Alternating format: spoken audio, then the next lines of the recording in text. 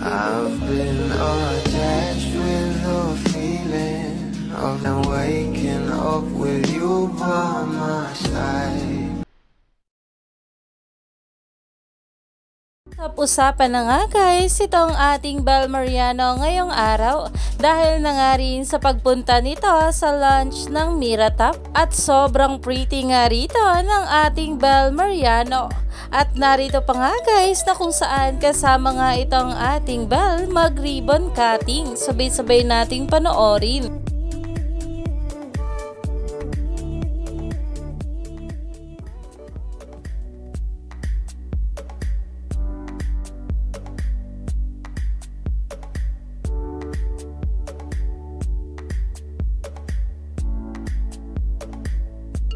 Ayon pa nga guys dito sa post, Bel Mariano attended Miratap Green Hills launch today. At talagang umani nga agad ito ng maraming komento at napatanong na nga kung isa nga ba itong ating Bel Mariano sa client, shareholder or a guest lang. Cute, kasama pa siya sa ribbon cutting. Iyan na nga guys ngayon ang pinag-uusapan sa social media.